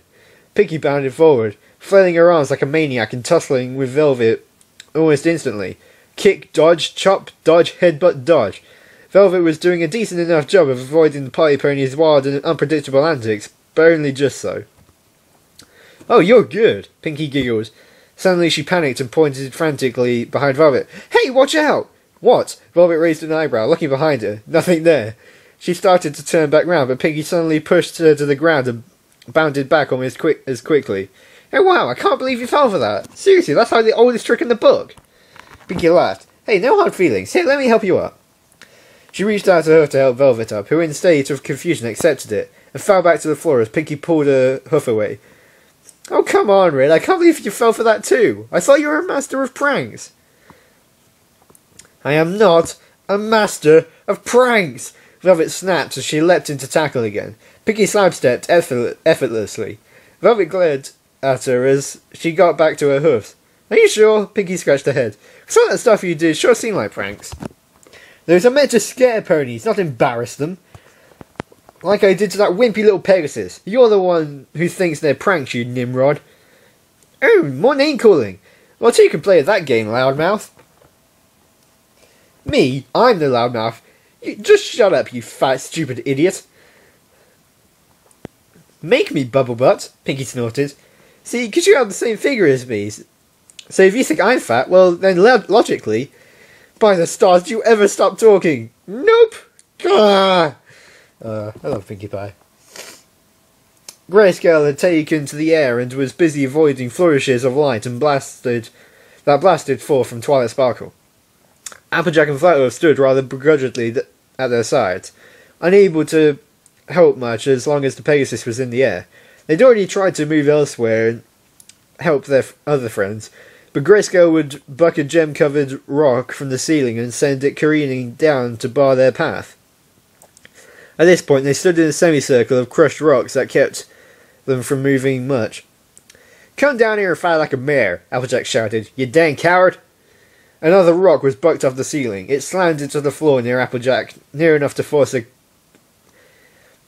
with enough force to crush a house. Applejack was knocked unsteady, but otherwise okay. I'm not sure taunting the Pegasus that can send rocks down on us like bullets is such a good idea, Fluttershy said quickly, leaping aside to avoid another one. Relax, Fluttershy. I do this with Dash all the time, Applejack explained under her breath. Most Pegasi got really big egos, yeah? They think they're so damn great because they can fly and all that. Well, I reckon they're a chicken. She comes down here in a hissy fit and fights us fair and square. That doesn't seem to be working. Fluttershy sighed as he looked upward. Just gonna keep at it, trust me. Applejack nodded. I sure hope so. Twilight huffed from behind them. This is getting aggravating. My accuracy isn't so great at this distance, and she's moving to boot. Not to mention all those dang gems keep reflecting light in my eyes, and... Who's there? Take it easy, Sugar Cube, Applejack chuckled. What? Ain't no pony giving y'all a hard time, she began shouting again. Come on, Grayscale, you darn chicken. Y'all too scared to fight us, mare to mare the stallion? Applejack hastily added as she remembered the numbers. You think y'all some kind of big shot leaving us down here? Or no, whatever shall I do? Grayscale yawned as she avoided another burst of energy from Twilight. Miss Applejack is so mean and infuriating. I think maybe I will come down there. See, Applejack smirked. Just took a hill. Grayscale dropped like a rock and slammed into the ground, shattering the ground and sending Applejack, Fluttershy, and Twilight stumbling backwards into the little barrier of boulders. Now, what was that about fighting mare to mare? Grayscale smirked. Stop moving so damn fast, Havoc Wing shouted. If you can't catch me, maybe you just give up, Rainbow Dash teased. Havoc Wing flicked her wings through the many explosions caused by her wayward fireballs as she flew, causing them to trail behind her in a blaze. As she did so, her wings seemed to actually catch fire. Wherever she flew, a trail of blazing fire would follow. Rainbow realised this was almost too late as she tried to loop around Havoc Wing again and instead had to drop altitude to avoid catching into a wall of fire. Hey, what gives, Havoc? You too sorry to catch me, so you start trying to lock me in? Rainbow mocked. You're gonna have to do better than that. And you're gonna run out of room eventually, Flankface, Havoc Wing chortled. And when you do, we'll see how useful that speed of yours really is. Insipid huffed and puffed and tried to catch her breath. TikTok gave her a moment's reprieve, but not much of one. As soon as Insipid was back on her feet, she fired another spell, and knocked back the Black Unicorn aside again. Like, okay, seriously, this sucks, Insipid whined. You guys are mean. She fired a bolt of magic of her own, but it was so wildly inaccurate that it may as well not have been fired at all. TikTok responded with another bolt, once again knocking Insipid off balance. Curacao shouted at the Black Unicorn, "Ma copine, perhaps you should extend the oath of surrender, no? You are clearly outmatched." Insipid gave a pleading look at Curacao. "But Curie, the boss said—" "Nonsense," Curacao called back. "The Capitan would not want you to be seriously injured. You are too weak to do this on your own. Go on then. Offer them the oath of surrender." "Okay, that's like the second time you said that. I have no idea what that..." Curacao eyebrow twitched. "It means offer your oath and shake on the terms of your surrender. Shake oaths, oui?" Insipid's eyes widened quickly as she nodded, then called over to TikTok and Rarity. Okay, like, I give up. All this fighting is totally icy and junk. Oh, icky and junk. I don't want to do it anymore." "Glad to see you've come to your senses," TikTok stated firmly. Rarity nodded. "I do hope you can forgive me for having to be rough with you, darling." Like, yeah, I get it, okay? Insipid grumbled and she limped forward. "I'm like totally under your hoofs. Can we just get this over with?" She stumbled forward and tripped to the ground. Rarity stepped forward and offered her hoof to Insipid to help her up. "Come along, darling." Insipid grinned wide. "Gee, like thanks." She grabbed Rarity's hoof. "Ah!" Rarity squealed as what felt like a massive electrical shock surged through her body. Insipid pouted, like, sorry about this, Rarity, but, like, I gotta do it. You understand, yeah? No hard feelings and junk. I still want to, like, advice on my hair and... Rarity! TikTok sputtered. She fired a spell, but Insipid was suddenly able to put up a very effective barrier to block it, sending the bolt away into a wall. "How the... You're out of magic!" "Like, chat, right?" Insipid beamed. "Not when I'm, like, hooked up to my own private battery. Like, hello?" "Let go of... Oh, my freaking scroll... Let go of me!" Rarity panted as she tried to yank her hoof away. "You uncouth little... Ah!" "Hey, no need for that kind of, like, language." Insipid rolled her eyes. "I mean, like, how rude." Rarity fell limp to the ground as soon as Insipid felt she'd drained enough. The Black Unicorn stepped to her hooves, renewed and invigorated. Her hair straightened out considerably and gained a healthy luster to it. It actually looked halfway decent for once. She cracked her neck a couple of times. "Ah, that feels better. Like, totally marvellous." She giggled. "Let's see. How does this work?" She let her horn glow briefly and tried to figure out what she was supposed to do next. Okay, let's try this." She let her magic flow through her and outwards into the room. At first, nothing seemed to happen. TikTok was the closest, was the first to feel it. It felt like she was being boosted in power, much as she always felt when Rarity assisting her. Insipid's aura permeated further into the room, now passing through the barrier of rocks and coating Twilight, Applejack and Fluttershy in magic. "Why in tarnation?" Applejack muttered. "What's with this?" Grayskull suddenly came crashing down at her, but Applejack had been too distracted to move. Applejack was sent flying into the rocks with enough force that the one she slammed into shattered apart. She stumbled around in a daze for a moment. Twilight called, "Applejack, are you okay?" "Just fine, Sugar Cube." Applejack shook her head to rid herself of the daze. "A little shook up, but it don't feel like nothing broke." "What the..." Grayskull blinked. "You should have knocked out... That should have knocked you out... What's with this weird sensation?" She flicked her wings once, and to her surprise found herself apply way too much pressure, crashing to the floor faster than she could react. "Okay, ow? I don't know what this is, but I feel great." There was a bit of mix of Twilight and Applejack there. Firing a bolt of magic like lightning at Grayscale, who couldn't move fast enough to avoid it and was sent flying towards the nearest wall. Rainbow Dash swooped low to avoid more fireballs and to avoid another blockade, and suddenly felt the same sensation flow over her. To her surprise, she started moving even faster. Faster than she was used to travelling when she was putting all her into it. Putting her all into it. Whoa, whoa, whoa, whoa! She panicked as she found it difficult to manoeuvre with the sunburst of speed, careening past Havocwing and narrowly avoiding the walls of the cavern as she pulled out of a dive. Wing tried firing more bursts at her, and was surprised that the shots she fired were a lot bigger and faster than she'd intended to, and exploded with enough force that they blew apart whatever they hit. She stared at her husk for a minute and tried to figure out what was the matter. What the... Rainbow had gotten the hang of the speed and now tackled her hard into the ceiling. You gotta pay more attention there, Firecracker. Later, and zoomed off again with such speed that Wing was blasted back into the ceiling again. Kurosawa yelled, "My copine, shut it off!"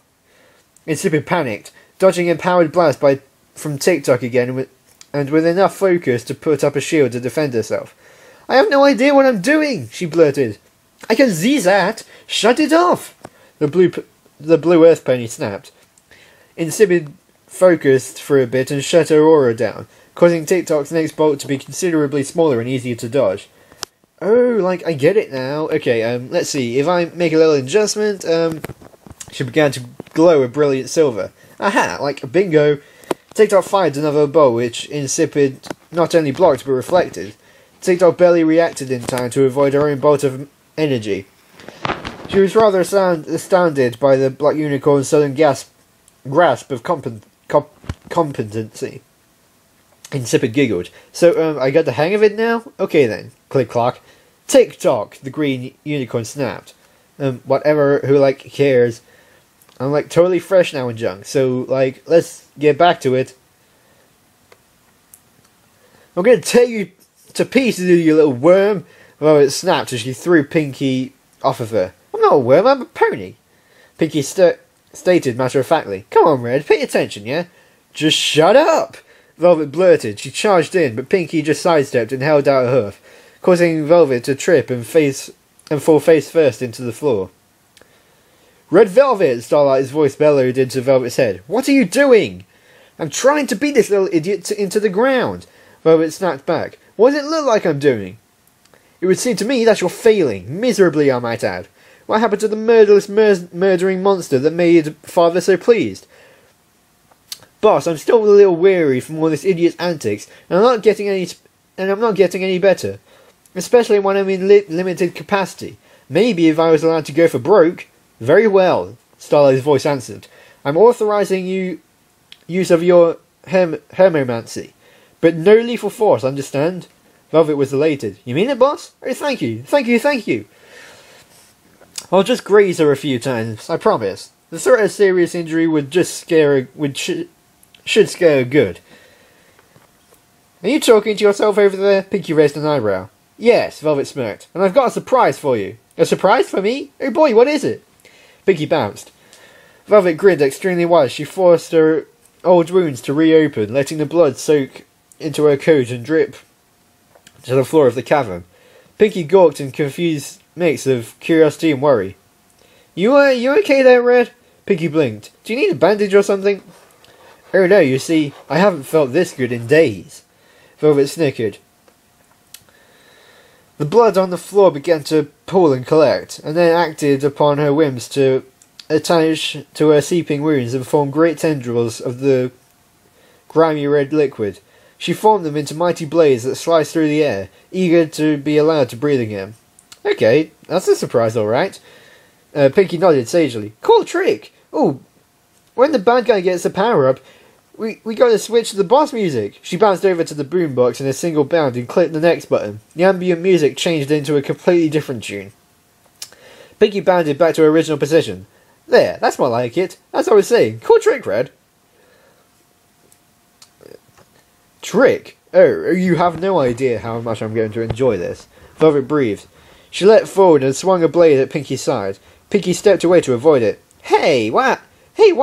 Can you move them around too? That's neato!" She giggled. "No, really, cool trick, Red." "Stop laughing! It's not a trick, it's not funny!" Velvet sneered. She sliced the other one down and missed again. Pinky simply ducked it. "Oh no, really, these are super fancy.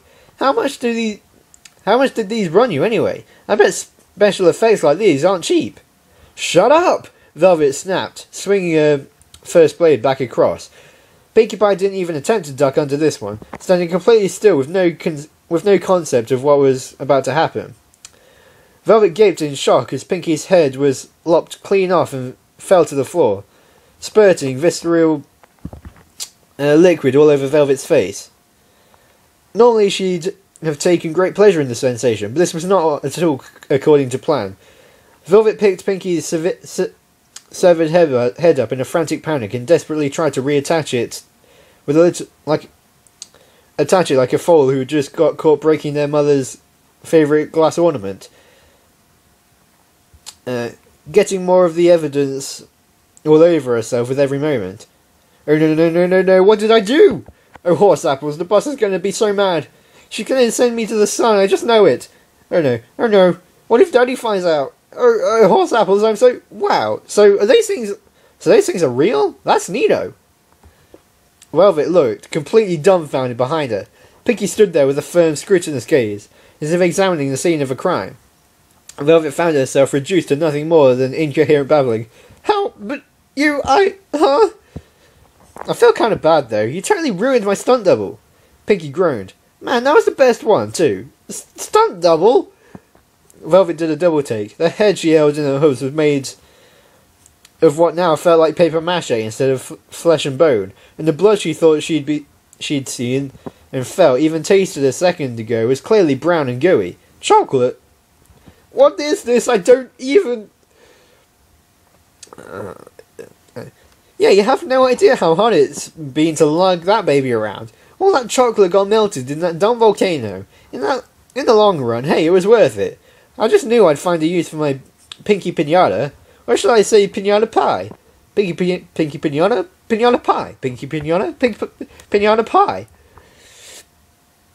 Velvet's eye twitched with sudden intensity that it threatened to leap out of her head. Shut up! She bellowed, ripping apart Pinky Pinata Pie. She brandished another grouping of bladed and pointed tendrils of blood and glared at the babbling party pony. I don't care what the boss says. I'm going to tear you limb from limb, you annoying, infuriating, idiotic pink nuisance. Whoa there, Red. Whoa, take a chill pill, Pinky giggled. You look like you're going to pop a gasket. Stop laughing at me. Velvet's blade sliced through the air as quickly as she could, stabbing spikes wherever they were free to roam, but Pinky was deftly dodging about like it was a foal's game. This is fun. I'm getting a ton of exercise. Gotta work that flank, girl. And step and dodge and step and dodge. To the left. She dodged to the left. To the right. She dodged to the left. Now I'm praying to get down. She ducked, avoiding a wide horizontal sweep. Shut up! Velvet began swinging blades more and more haphazardly, causing long lashes of blood to spew out across the floor of the cave and splatter against walls. The more her anger dictated her actions, the less control she seemed to have, and Pinky's enjoyment was making her appear visibly tired. Pinky managed to avoid every attack with almost no effort at all, and got an absolute kick out of every second of it. Pinky tripped over a rock. Got you, Velvet blurted triumphantly. She swung the largest blade she could handle at Pinky, intent on repeating her accident from earlier. She looked forward to feel the sensation of slicing through flesh and bone. Clang! Clang? Ponies don't clang. Velvet's jaw slacked, and Pinky wiped her brow. Phew, wow, that was a close one. Velvet eyed with great confusion and anger the massive metal sword that Pinky held steady with one hoof, blocking what would have otherwise been a very, very lethal blow. The sword was decorated in silvers and golds and tiny red gems, and looked much too heavy to be possible for the pink party pony to be handling with two hoofs, let alone one she was doing it with, and Velvet had to wonder, how was she even holding it to begin with? Where did you get that? Velvet asked, dumbfounded. Chapter 20! Pinky nodded sagely. Chapter 20? Chapter 20? That's not even funny! That doesn't make any sense! Well, it will be funny, Pinky defended. Watch! Pinky went on the offensive, swinging her sword with minor difficulty but incredibly effectiveness. Much to Velvet's surprise, as she, for the first time in her memory, had to play things defensively. Ho, ha, guard, turn, parry, dodge, spin, ha, thrust. Pinky suddenly sporadically bounced backwards, her nose scrunched up into her face like some pony had punched her. Velvet tried to capitalise on it, but Pinky's sudden jarring movements trying to get her nose unscrunched were causing her to automatically avoid every attack Velvet threw at her. "Will you stop moving around?" Velvet snapped. She struck again, and Pinky straightened up and blocked it effortlessly, with the sword that had somehow managed to reappear in her hoof. Hang on, Pinky replied in a serious manner. "I've got to review this. I think I missed a step. Let's see. Ho, ha, guard, turn, parry, dodge, spin, ha, thrust." Her nose scrunched up again. "I just don't know where I'm going wrong." Velvet seethed with so much raw anger that her pupils were dilating. "Stop having so much damn fun, you stupid cow." "Pony, not a cow." "Right, and I'm the stupid one." Pinky rolled her eyes. "Oh hey, check this out." "Will you shut the..." Velvet huffed. Pinky had suddenly leapt into the air with an astounding flip, and came crashing back down towards her with great speed. Velvet raised her defences as quickly as she could to protect herself. The blade of metal slammed hard into the blades of blood. Velvet flinched and staggered back, falling off balance and stumbling to the floor. The impact of the blow had caused her to sink into the dirt floor ever so slightly. "Oh yeah, critical hit!" Pinky cheered as she twirled the sword around her head. Don't know what that is.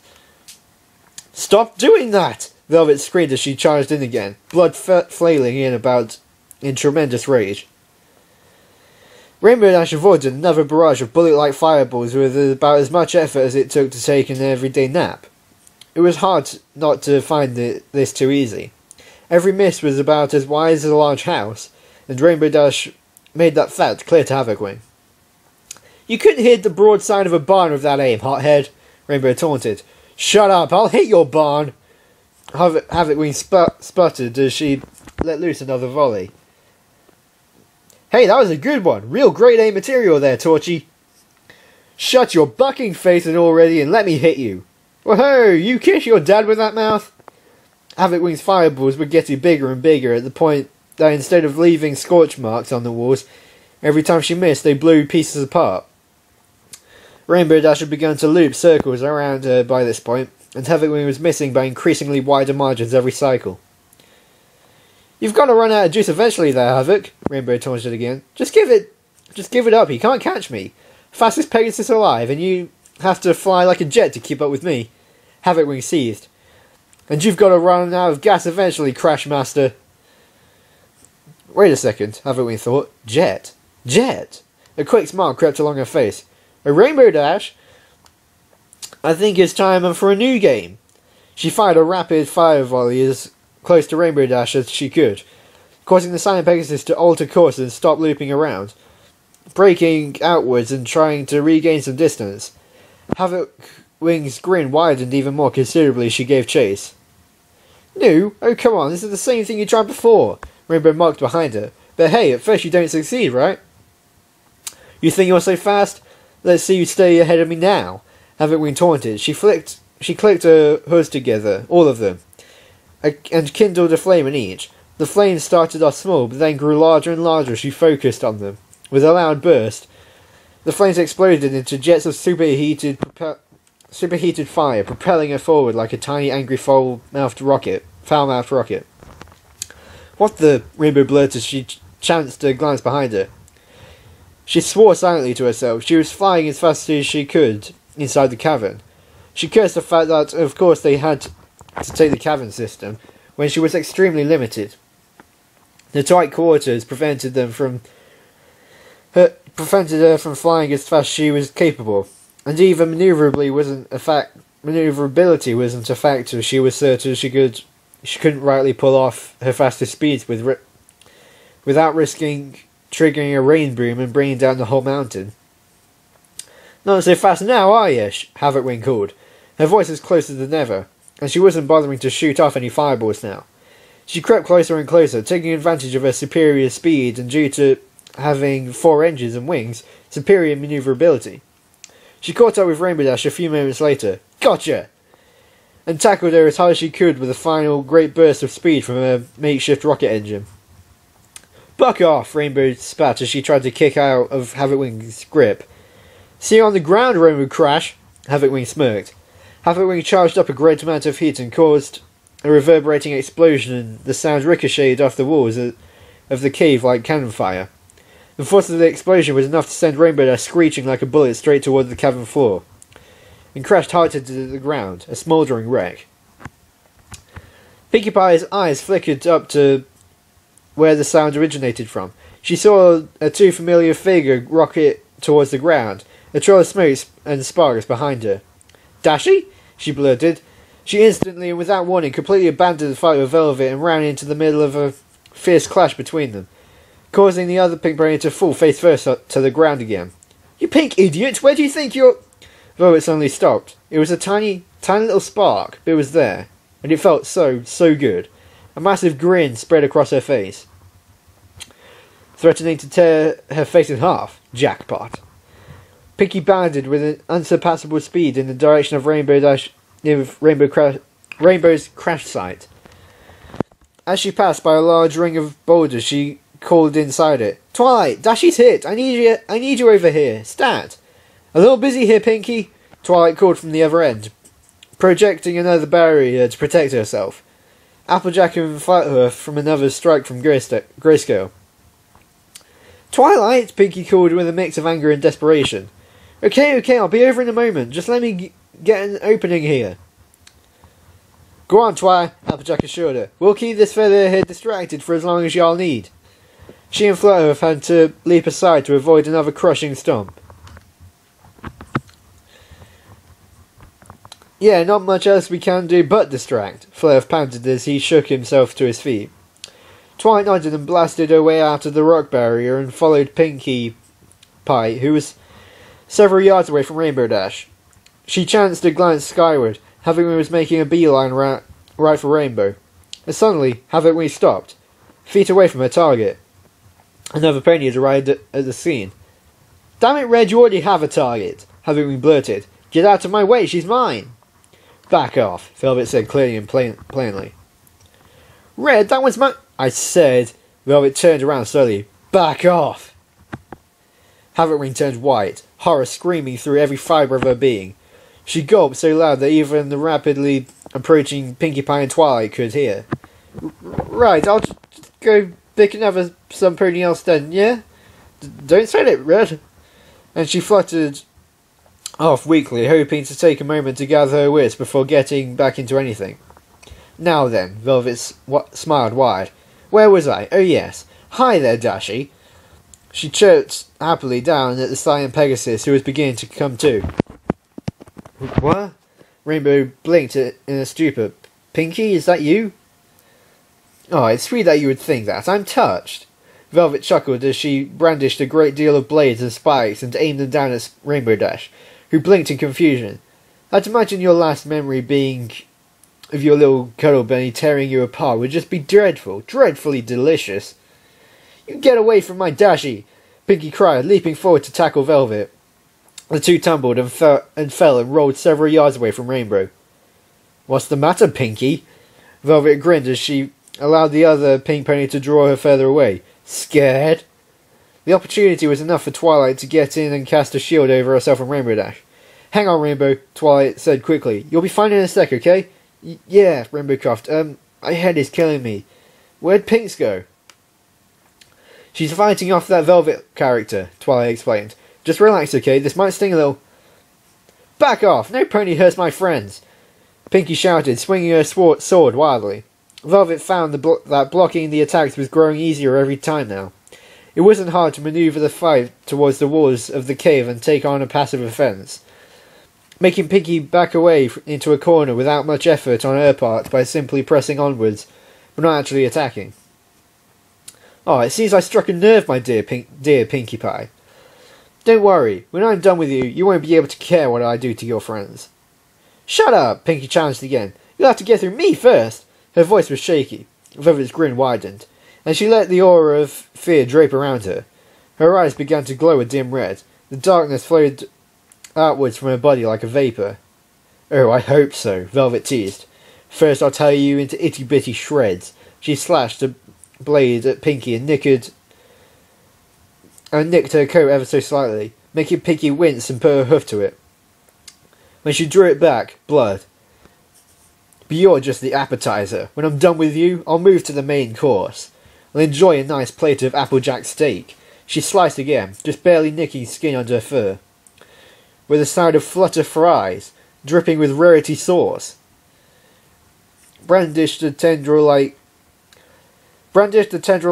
a club and struck hard at Pinky's side, knocking her down, all accompanied by a fine light glass of twilight blood wine. It sounds so delectable, and perhaps the best part is the dessert.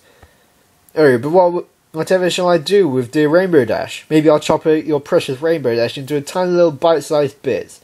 Pinky swung wildly in an attempt to fight back and missed terribly. Stop it! No, that's too simple. Too boring. Where's the pizzazz, the flair?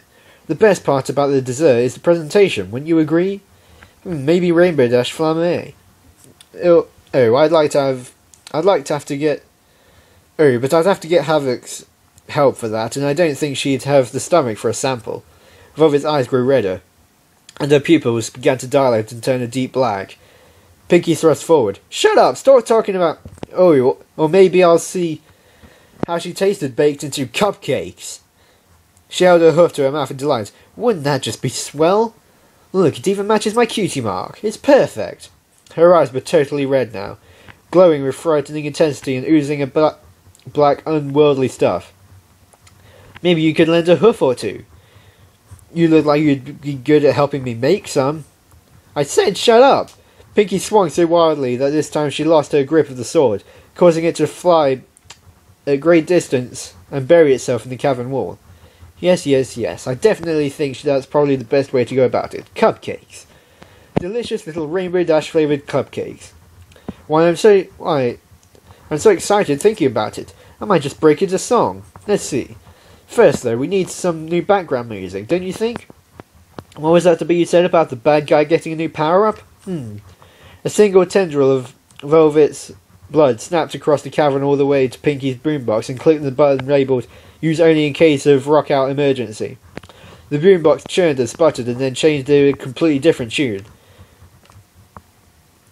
Oh, that's the good stuff right there. Velvet sagely nodded. Okay, let's see now. How did that song go? Oh yes, ahem. All you have to do is take a cup of... Pinky leapt to her feet and stared wide-eyed. Hey, that's my song. You don't get to mess with my songs. She tried to be as intimidating as possible, but this amounted to very little. Oh, is it? Well, I like my version better. Perfect to sing along while I'm ripping apart your friends. Now then, don't interrupt. Velvet taunted as she knocked Pinky back down. All you have to do is take a cup of blood. A shot of pain went through Pinky's head as she caught a vision of Applejack laying in a pool of her own blood. Pinky backed away slowly. How did Velvet do that? She didn't like it when other ponies were messing with her head. Add it to the mix. Now just take a little something sweet, not sour. A bit of flesh, just an inch. Another flash of pain, and Pinky could vividly see Fluttershy and Rarity's bodies. Large sections of their coats and skin stripped away. Picking these treats is such a cinch, and a teaspoon of intestine. Another pain sensation. Twilight Sparkle disemboweled. Pinky resisted the urge to vomit with all her might. Add a little more and you count to 4, and you never get a fill-in. Of cupcakes, so sweet and tasty. Rainbow Dash, or what was left to her, in little bite-sized chunks. Cupcakes, don't be too hasty. Being added into a pantry dish. Cupcakes, cupcakes, cupcakes, cupcakes! And finally served on a plate as a display of cupcakes decorated with multicoloured frosting and topped with little emblems shaped like a cutie mark. Shut up, shut up, shut up! Get out of my head! Pinky yelled. Oh, and here, I thought you would be glad I wanted to serve desserts. Velvet chortled, her power growing by the second. It was an impossible sound that chilled Pinky down to the bone. Twilight shivered. Whoa, did you just get cold all of a sudden? Rainbow Dash was steadily coming to her hooves. Nodded. Yeah, wow, it's like I just stepped out into a blizzard. The bright colours of the surrounding cavern began to dim. Twilight looked around in concern. What the... She turned to Starlight. What does she think she's doing? Starlight's hole was glowing as bright as ever, but it seemed the darkness was swallowing up the rest of the light in the room and covering her like a veil. Twilight and Rainbow Dash froze in terror. What the hell was that? Rainbow Dash gulped. Applejack dodged aside from another crashing stomp from Grayscale, and again when she attempted to buck the Pegasus, said Pegasus just dodged away deftly. Y'all are really getting on my nerves, Applejack spat. Stop flying around up there and come down here and fight like a... Dang, it just got cold all of a sudden. Flav nodded in response, struggling to his feet after being knocked aside. Why is it getting so dark? He chattered. Grayscale took back to the air and prepared to flick her wings, but instead just stared down at them as if there was something strikingly curious about the whole thing. Applejack and Flav suddenly drew closer to one another, back to back. Was that you? Applejack gulped. Nope. Flav shuddered. You know, Lockwood groaned as he got to his feet. I think you were right. It was stupid of me to think we could talk this out. Yup, Havoc nodded. You're just lucky the boss had no lethal force. All that trying to be cordial and crap, not cool, bro. It was worth a try, Lockwood sighed, running a hoof through his singed mane. Can't blame a guy for Whoa, did it just get really cold? The hay? Havitwing smiled nervously. Cold? What, dude? You've still got burn marks on your stupid shirt. How can you be so cold? What? Lockwood raised an eyebrow. I didn't quite catch that. Say again? Havitwing looked incensed and started shouting. But Lockwood couldn't hear a thing. And soon enough he began to lose sight of Havitwing altogether. He took a step forward. What the... A sudden terrifying thought made him turn behind him. Fluttershy! Oh no! He couldn't see her either. Fluttershy! Fluttershy! Fluttershy! A familiar voice clattered. Lockwood? Fluttershy, is that you? Where are you? Oh, that is definitely not Fluttershy, he gulped. TikTok blocked another few bolts of magic from Insipid, reflecting them in random directions. She stood careful, guarding over Rarity, who was panting heavily and trying to get back to her feet. Like, this is getting so boring, Insipid yawned. It's like I just shoot you and you just block and nothing else happens. I mean, like, eventually you're just gonna have to run out of magic before I do. TikTok shivered and raised an eyebrow and looked at Rarity. Bloody hell, did she say? When did it get so bleeding cold? Rarity tucked herself defensively into a ball. Oh my, it's freezing. TikTok looked around in panic. Oh, bugger, what was that? Red Velvet's grin widened and her eyes started to roll back into her head. Oh, you have no idea how good this feels. She breathed. There's so much of it. So much fear. So much terror. And just think, I have you to thank for all of that. Velvet pat Pinky gently on the head. Stop it, Pinky shivered. I won't let you hurt them. Velvet sneered. I still have some resolve in you, do you? Oh dear, that is most troubling. But oh, I have just the most delicious idea. See, I figured that if you're dead, your friends will be even more terrified. It'll be a veritable smorgasbord of dread, an orgy of horror. Oh, I'm getting that giddy feeling again. I've got to sing. Pinky felt herself lifted by the tendrils of Velvet's blood. Let me down, she snapped. A tendril wrapped itself around one of her hind legs and gripped it with so much force that Pinky gave a squeal in much pain. And just for you, Velvet grinned, eyes red and teeth fanged. I'm going to go real slow. Ahem. You stick your left leg in. Pinky squirmed as hard as she could to get out of the death trap her leg was in, and winced as the sharp pain got through it. It felt like a deep, penetrating cold was reaching through right into her bones. She squealed in pain as the cold grip began to tug. I rip your left leg out! Right, that was chapter 16 of Crosses Equestria. And that was a mite of a cliffhanger there. I would get reading to chapter 17 right away, but I've got shorter fanfictions to read, and that one took quite a long time, so I probably wouldn't have time anyway. So thank you for listening. I hope you enjoyed that. I'm definitely looking forward to reading more. And keep on spreading the magic of friendship, and I'll see you next time.